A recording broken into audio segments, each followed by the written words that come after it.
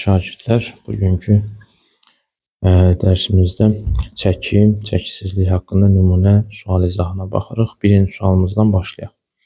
Uşaqlı istiqamətdə yuxarı bərabər yavaşın hərəkət edən liftdəki M kütləli sərnişinin çəkisi P olarsa, lift hansı təcillə hərəkət edir? Deməli, bizim liftimiz yuxarı doğru hərəkət edir və yavaşın hərəkət edir. Demək ki, təcilimiz aşağı doğru. O zaman cismin çəkisi P bərabərdir. M vurulsun J minus A üstündən hesablanır. Buradan J minus A-nı öncə tapırıq. P bölünsün M. Sonra da A-nı tapmaqdan ötürü J-dən P bölü M-i çıxırıq. Doğru cavabımız J çıxılsın P bölünsün M-dir. Y variantı. Növbəti sualımız. Hansı halda liftdəki adamın çəkisi onun sükunətdəki çəkisindən böyük olar? Yəni biz o halı istəyirik ki, adamın sükunətdəki çəkisinə P0 desək, o mJ'dir və təcillə hərəkətdə isə çəkisi mJ plus A olmalıdır ki, sükunətdəki çəkisindən böyük olsun. Demək ki, cisim A təcili ilə yuxarı hərəkət etməsi lazımdır. Yəni təcilin, daha doğrusu təcilin istiqaməti yuxarı yönəlməsi lazımdır.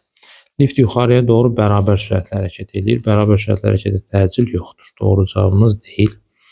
Lift aşağıya doğru yeyinləşən hərəkət etdikdə, deməli aşağıya doğru yeyinləşən hərəkət edirsə, lift sürət aşağı, yeyinləşən hərəkət üçün təcil aşağı. Burada isə çəkimiz M vurulsun J minus A-dır. Ona görə doğru cavab deyil. Növbəti sualımız, növbəti variantımız lift yuxarı doğru yavaşlayan hərəkət etdikdə, lift yuxarıya doğru yavaşlayan hərəkət etdikdə isə, deməli yuxarıya doğru hərəkət edir, yavaşlayan hərəkət etməsi üçün təcil aşağıdır. Yenə də təcilin çəkinin düsturu M vurulsun J minus A-dır. Deməli C variantı da yaramadı işimizə. Getdik D variantı. Lift yuxarıya doğru yeyinləşən hərəkət etdikdə, bəli, lift yuxarı doğru hərəkət edir, yeyinləşən hərəkət edir, təcil də yuxarıdır. O zaman çəkinin düsturu mJ plus A olur və sükunətdəki çəkisindən çox olur. Doğru cavabımız D variantıdır. Növbəti sualımız. Kütləsi 3 kiloqram olan cisim şaquli istiqamətdə yuxarı atılmışdır. Uçuş müddəti ərzində ona təsir edən ağırlıq qüvvəsi və cismin çəkisi nəyə bərabərdir? Deməli, cismin kütləsi M bərabərdir 3 kiloqramdır. M bərabərdir 3 kiloqramdır. J'miz 10'dur. 10 Newton bölünsün kiloqram. Cismin ağırlıq qüvvəsi və çəkisini istəyir. Ağırlıq qüvvəsinin təsiri altında hərəkətdə cismin aldığı təcil A bərabərdir J'dir və istiqaməti aşağı doğru. Yəni cismin çəkisinin düsturunu biz mJ minus A yazacağıq. A'mız da J'yə bərabər olduğuna görə çəki sıfırdır. Amma ağırlıq qüvvəsi həmişə mJ'yə bərabərdir. Ona görə 3 vurulsun 10 eləyər 30 Newton. Deməli ağırlıq qüvvəmizin qiyməti 30 Newtondur, çəki isə 0-a bərabərdir. Doğru cavabımız C variantıdır. Növbəti sualımız. İplərdən M1 3 kiloqram və M2 5 kiloqram olan cisimlər asılıb T1 və T2 gərilmə qüvvələri üçün hansı ifadələr doğrudur? Deməli bizim T1 gərilmə qüvvəmiz hər iki cismi saxlayıb. Ona görə də T1 gərilmə qüvvəsi üçün biz nə yazacağıq? T1 bərabərdir M1 plus M2 vurulsun J. Yəni 3 üstə gəlsin 5, 8, J'yə davamlı edəcək 80 Newton. T2 isə sadəcə ikinci cismi saxlayır. Ona görə də T2-yə təsir edən gərilmə qüvvəsi, T2-ni saxlayan gərilmə qüvvəsi M2J'yə bərabərdir. M2-miz isə 5 kiloqram olduğuna görə 5 vurulsun 10 eləyəcək 50 Newton. İndi bizdən də T1 ilə T2-ni istəyirdim. T1'i tapdıq 80 Newton. T1'imiz 80 Newton. 2 doğrudur. T2'miz isə 50 Newtondur. 3 doğrudur. Doğru cavabımız 2 və 3. Növbəti sual. Üfüqi səthdə yerləşən kütləsi 10 kiloqram olan cismin şaquli hərəkəti zamanı çəkisi ona təsir edən ağırlıq qüvvəsinə 20 Newton çox olmuşdur. Cismin hərəkətinin xarakteri və təcilin qiyməti üçün ifadələrdən hansılar doğrudur deyir. Deməli, biz burada nə edəcəyik? Cismin kütləsi 10 kiloqramdır. O zaman cismə təsir edən ağırlıq qüvvəsi F ağırlıq bərabərdir mJ'dir. Yəni 100 Newtondur. O zaman cismin çəkisi ağırlıq qüvvəsindən 20 Newton çoxdur deyir. Yəni cismin çəkisi 120 Newtondur. Demək ki, cisim A təcili ilə yuxarı hərəkət edir. Yəni cismin təcili yuxarı yönəlmişdir. Cismin təcili yuxarı yönəlmişdir. Deməli, təcillimizin qiymətini təyin edəcəyik. Bizim düsturumuz M vurulsun J plus A düsturu ilə hesablanacaq, bərabərdir 120.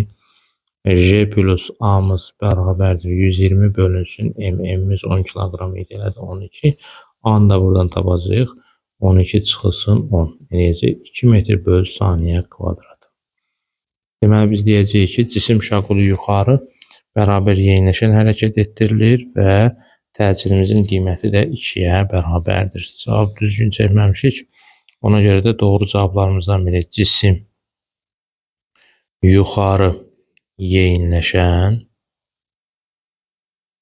və cismin təcili də 2 metr bölü saniyə kvadrata bərabərdir. Növbəti sualımız uyğunluğu müəyyən edin. Aşağı hərəkət edən liftin. Bax, bu tip məsələlərimizdə nə edirik? Hərəkətin istiqamətini yazırıq, sürəti və qrafikimizin birinci hissəsinə baxırıq. Grafikin birinci hissəsində görürük ki, cisim nə cür hərəkət edib, yeniləşən. Sonra ikinci hissəsinə baxırıq ki, cisim nə cür hərəkət edib, bərabər sürətli. Çünki H-ın T'dən asılı düz xətt. Üçüncü hissədə isə cisim hərəkət edib, yavaşlayan. Yavaşlayan hərəkət edib. Vəssalam, indi artıq qaydalarımızı yaza bilərik. Birinci hal, yəni birinci hissədən danışıram.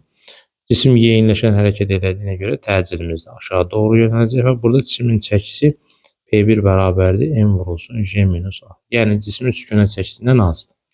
İkinci hal, yenə də liftimiz aşağı hərəkət edir, amma bərabər sürətli. Burada isə təcil sıfırdır. Onda çəki elə sükunətdəki çəkiyə bərabərdir. Üçüncü halda isə cisim yavaşlayan hərəkət edir, sürət aşağı, demək təcil yuxarı olacaq. Ona görə də üçüncü halda çəkinin düsturu olacaq MJ plus A. İndi gəlin cavablarımıza baxaq. Birdən gedir söhbət. Deyir ki, liftdəki cismin çəkisi onun sükunətdəki çəkisindən böyükdür. Xeyr. Liftdəki cismin çəkisi onun sükunətdəki çəkisindən kiçik olur. Bəli. Bura getdi B variantı. Sonra liftdəki cismin çəkisi onun sükunətdəki çəkisinə bərabər. Lift aşağı yönəlmiş sabit təcillə hərəkət edir. D variantı da uyğundur. Gəlirik ikinciyə. Cismin çəkisi onun sükunət çəkisinə bərabər olur. Deməli, C variantıdır və təcilimiz yoxdur. Sonra üçüncü hissəyə gəldikdə isə cismin çəkisi, liftdəki cismin çəkisi onun sükunət çəkisindən böyük olur. A variantı uyğundur. Y variantına diqqət etsiniz, lift aşağı yönəlmiş artan təcillə hərəkət edir. Xeyr, bu doğru deyil. Ona görə bunu biz götürməliyik. Həm də ki, bizim bərabər təcillə hərəkət etdiyimizə görə bu artan təcil sözü bizim ümumiyyətlə cavabımıza uyğun deyil. Doğru cavabımız oldu B, D, C, A. Növbəti sualımız. Şaquli aşağı istiqamətdə hərəkət edən liftin sürətinin olduğu zamandan asılı qrafik verilmişdir. Uyğun düsturlardan istifadə edərək liftin içindəki cismin çəkisinin zamandan asılı qrafikini çəkin. Deməli, cisim hara doğru hərəkət edir? Şaquli aşağı istiqamətdə. Yəni, yenə də bizim sürətimizin istiqaməti haradır? Aşağıya doğrudur. Birinci hissədə cisim nə cür hərəkət edib? Yeniləşən. Birinci hissəyə baxası olsaq, birinci hissədə cisim yeniləşən hərəkət edib. İkinci hissədə cisim bərabər sürətlə hərəkət edib. Üçüncü hissədə isə cisim yavaşlayan hərəkət edib. Deməli, biz birinci hissədən başlayaq. Birinci hissədə avtomatik sürətimiz aşağı, yeniləşən hərəkət olduğuna görə təcil də aşağıdır. Demək ki, bizim çəkimiz olacaq M vurulsun J minus A. Sonra gəlirəm ikinci hissəyə. İkinci hissədə cisim bərabər sürətlə hərəkət edir. Təcilimiz yoxdur, sıfıra bərabərdir. Onda cismin çəkisi onun elə sükunətdəki çəkisinə bərabərdir. Üçüncü halda isə cisim aşağı hərəkət edir, amma təcil yuxarı olmalıdır ki, hərəkət yavaşlayan olsun. O zaman üçüncü haldakı çəki onun sükunət çəkisindən çoxdur. Yəni, bizim çəkimiz təcildən asılıdır və bərabər təcil hərəkəti təcil zamandan asılı deyil. Demək ki, çəki də zamandan asılı olmayacaq. Yəni, çəkinin zamandan asılı qrafikini istəyir bizdən. Ən kiçik birinci ili. Ona görə də birinci hissənin qrafikini çəkirik. Sonra gəlir ikinci hissə. İkinci hissə orta haldır. Bu hissənin qrafikini çəkirik və nəhayət gəlir üçüncü hissə. Üçüncü hissədə isə ən böyük çəkidir. Doğru variantımız qrafik bu şəkildə olacaq. Növbəti sualımız. Yuxarıya doğru bərabər yeyinləşən hərəkət edən. Bax, yuxarıya doğru hərəkət eləyir və yeyinləşən hərəkət eləyir. Demək ki, təcil yuxarı doğru. 5 kq kütləli cismin çəkisi 60 Newtondur. Yəni cismin çəkisi mg plus a-dır və bu 60-a bərabərdir. Deyir ki, bu lift eyni təcillə aşağı doğru yeyinləşən hərəkət etdikdə cismin çəkisi nəyə bərabər? Gəlin əvvəlcə təcilimizi tapaq. Buradan J plus A'mız bərabərdir 60 bölünsün 5 eləyəcək 12. Onda A'mız bərabər olur 12 çıx 10 eləyir 2 metr böl saniyə kvadrat. İndi deyir ki, eyni təcillə aşağıya doğru hərəkət edərsə, təcilimiz aşağı olarsa o zaman bizim çəkimizin düsturu M J minus A olur. O da bərabərdir 5 vurulsun 10 çıxılsın 2. Eləyəcək 40 Newton. Doğru cavabımız olacaq 40 Newton.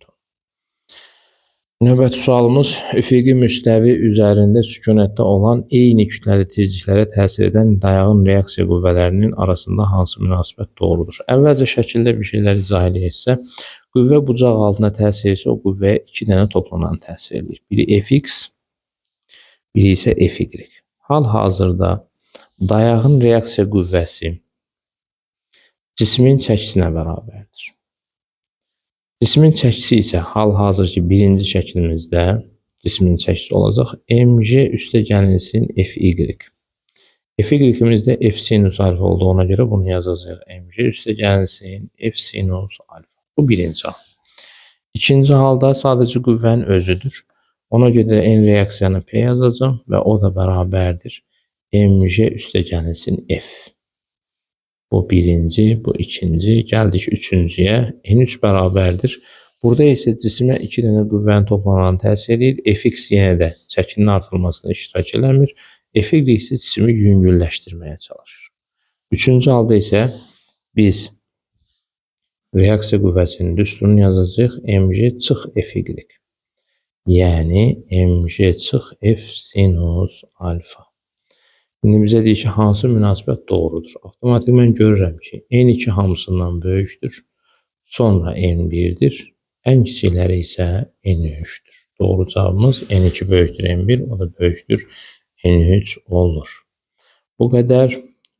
Bu tip videolarımızın davamının gəlməyini istəyirsə, şərh bölməsində qeyd edin.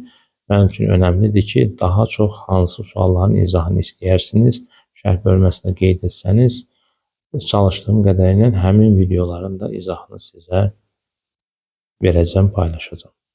Təşəkkür edirəm diqqətinizə görə, sağ olun.